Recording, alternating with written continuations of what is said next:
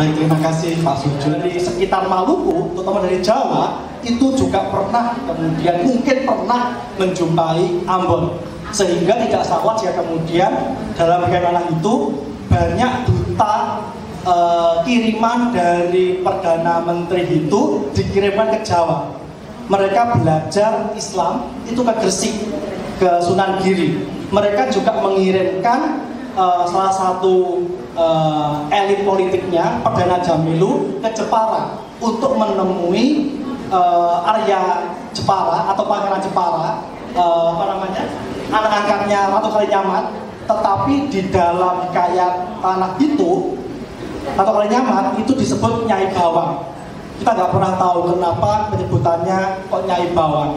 Apakah di Jepara pada waktu itu masih bawang? Kita belum pernah menginterpretasikan sedalam itu. Next. Ketika kemudian masa berkembang, Ambon sebelum abad ke-16 itu belum menghasilkan cengkeh. Jadi faktor utama kenapa bangsa Portugis dan nantinya Belanda sama itu ke daerah timur pasca mereka menguasai Malaka 1511, kita tahu bersama adalah rempah-rempah. Dan mereka banyak menjual rempah itu dijual kembali bukan di Eropa, tapi ketika mereka kembali sejak dari Malaka kemudian ke timur kembali melalui Laut Jawa sudah habis ketika mereka berlabuh di Malaka. Karena di India itu sudah banyak ditanami tanaman rempah. Ada yang di Eropa tapi sedikit sekali porsinya. Dan menariknya kalau kita lihat bersama yang ada di slide itu ada yang namanya benteng Portugis Nossa Senhora da Anunciada dibangun 1588 setelah bangsa Portugis diusir dari Ternate. Satu-satunya tempat di mana mereka bermukim pasca diusir oleh Sultan Bahabullah CS 1575 adalah Ambon. Tetapi mereka tidak berdiam lama karena pada akhir abad ke-16 kita tahu bahwa yang namanya Perdana Jamilu, elitnya itu bekerja sama dengan Belanda untuk mengusir Portugis. Akan tetapi mereka tidak mengetahui bahwa kalau mereka mengusir Portugis, mereka mengundang Belanda, mereka akan mendapatkan siksaan lebih dalam nantinya.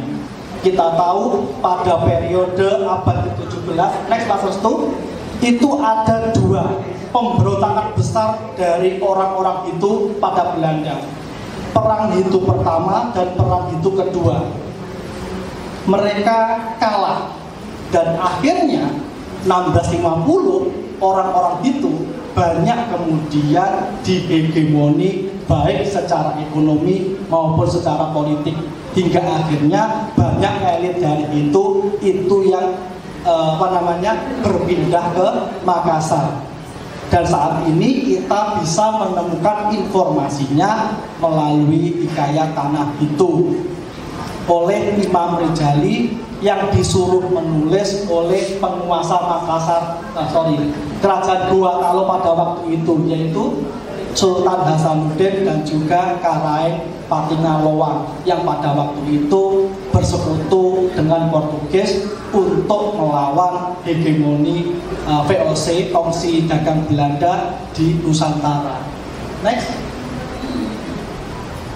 Apa yang kami temukan dari interaksi itu, entah yang bersifat damai dan ada sedikit konfliknya, ternyata terekam dalam berbagai khasanah kebudayaan. Anthony Reid dalam papernya Hybrid Identities in the Strait of Malacca menyebutkan kalau misalnya kita ingin melihat budaya campuran, lihatlah 4 elemen dari kebudayaan yang ada di sana. Yang pertama adalah bahasa, yang kedua kuliner, yang ketiga adalah fashion, pakaian, yang keempat adalah budaya materi. Yang kami sampaikan hanya 2 dalam kesempatan ini. Yang pertama adalah bahasa, yang kedua adalah budaya materi.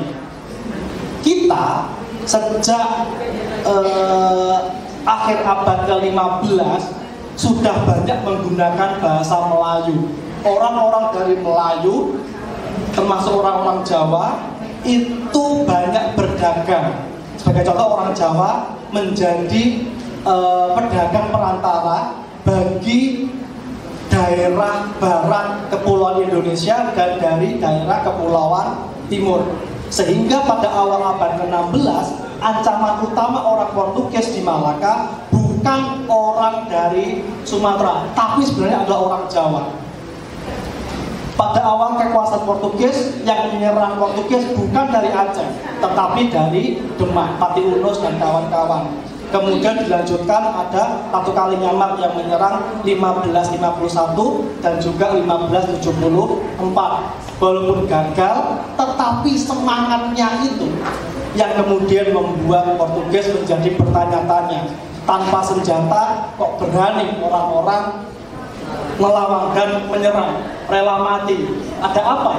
Mungkin kalau kita pakai perspektifnya Islam, mungkin ada panggilan jihad dan lain sebagainya. Itu yang mungkin kami belum bisa menjelaskan lebih lanjut. Dalam konteks bahasa, kami mengikuti satu teori yang diungkap oleh James Collins. Ada satu buku lagi sebenarnya, yaitu Ambon Malay and Theory of Realization. Jadi bahasa Melayu dari sananya itu sudah bahasa campuran, menyerap kosakata Arab dan lain sebagainya. Ketika menjumpai Ambon, bahasa tanah, bahasa lokal, kemudian menyerap bahasa Melayu, sehingga bahasa Melayu mereka bercampur dengan bahasa tanah, bahasa lokal, yaitu bahasa Melayu Ambon. Tetapi ketika bangsa Portugis menjumpai Ambon pada abad ke-16, mereka juga menyerap kosakata Portugis. Sampai sekarang dewasa ini, orang-orang kalau memanggil misalnya topi gitu ya, itu bukan topi, tetapi kapel, karena mereka pernah bersinggungan dengan orang-orang Portugis, chapel. Mereka juga kemudian kalau memanggil jenengan, kamu, Anda, bukan kamu, tetapi ossie, yang diambil dari kosakata Portugis fosse. Sama halnya kalau mereka menyebut boneka, sama seperti kita bahasa Indonesia, boneka itu diambil dari kosakata Portugis, yaitu boneka. Jadi orang-orang lokal, orang-orang kita itu menuliskan apa yang mereka dengar.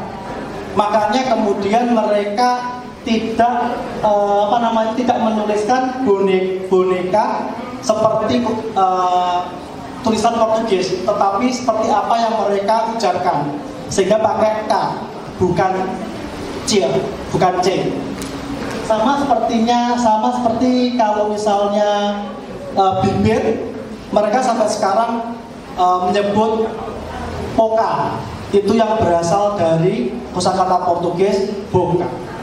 Mereka tidak terlalu dengar ya B-nya itu, jadi mungkin sedikit miring-miring, itu jadinya P.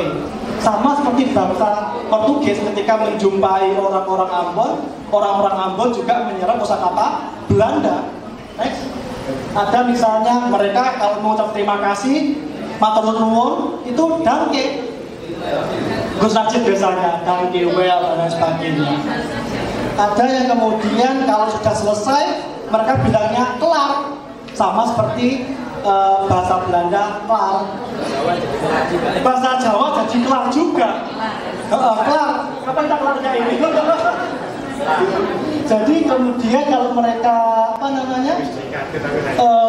manggil bahasanya itu manggil seperti jebakan gitu, mereka menyebutnya trap, dari kosakata Belanda yaitu trap.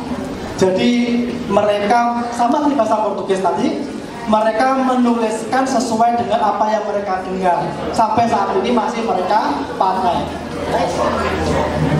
Ini yang kemudian hampir mirip dengan tadi yang Pak Denny sampaikan, ternyata di Ambon juga ada jejak yang masih tersisa sampai saat ini.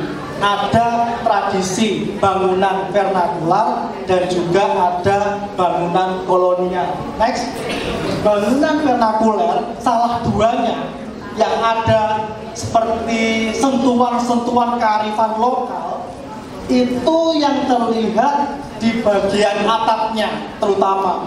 Mereka tidak menggunakan batu, tidak menggunakan cor-coran, tetapi masih menggunakan ini mas, apa namanya? Atap daun apa? Daun rubiah. Jadi ada pohon sagu yang banyak di sana, daun-daunnya itu mereka sebut sebagai rubiah. Mereka kemudian membuat seperti ijuk untuk sebagai atapnya. Baik di rumah raja itu lama, ini yang saya coba kontak dan saya temui selalu ada alasannya, entah ritualan lah, entah sakit lah dan lain sebagainya. Padahal saya ingin wawancara seperti apa pendapatnya raja itu lama itu tentang sejarahnya, tetapi selalu ada alasannya. Yang kami sampaikan saat ini, rumah raja itu lama dari dulu sampai sekarang ya seperti itu. Dan apa namanya, menara-menara tiangnya itu konon katanya menurut orang-orang sekitar itu ada pengaruh Jawa. Bahasanya apa, Bali ya mas?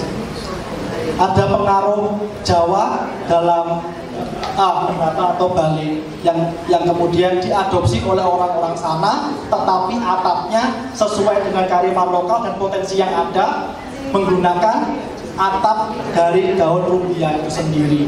Sama kemudian seperti Masjid Tua Wapawe di desa Kaitetu, di dekat desa Hila, itu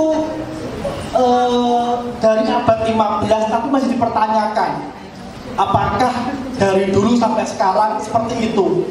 Tetapi mereka percaya itu turun-temurun seperti itu. Kita belum bisa membuktikan kalau tidak di apa namanya mas? Di tes semacam tes DNA gitu kalau manusia ya, karbon. Sama seperti rumah raja itu lama, ada yang namanya atapnya itu dari daun rumbia. Next, dan itu yang kemudian agak sedikit berbeda dengan bangunan kolonial. Untuk sedikit wejangan dari Soejarmoko ketika beliau berkongres pada Kongres Nasional Sejarah yang pertama tahun 57. Pada waktu itu begawan sejarawan Indonesia yang sangat terkenal, guru-guru kita semua, Pak Sarwono Kartodirjo, mengeluhkan bahwa tugas guru itu banyak sekali, tugas dosen banyak sekali. Kita banyak mengurusi administratif sehingga tugas utama kita untuk mengajar seringkali lalai. Tetapi hal itu dibantah dengan keras oleh Soejarmoko. Seharusnya guru dan juga dosen, walaupun ada urusan administratif, seharusnya membawa peserta didik, siswa, mahasiswa itu dalam aventur, dalam adventure, dalam petualang. Bukan kita memberikan materi pada siswa, pada mahasiswa, tetapi kita berpetualang bersama untuk menggali pengetahuan bersama. Seolah-olah kemudian Soejarmoko mengarahkan kita bahwa sebenarnya kita bisa belajar bersama-sama. Termasuk nanti ketika outdoor learning itu kita juga mohon bantuan dari Pak Sugit untuk memberikan pencerahan seperti apa outdoor learning yang baik di era student oriented learning ini sendiri. Terima kasih. Ya.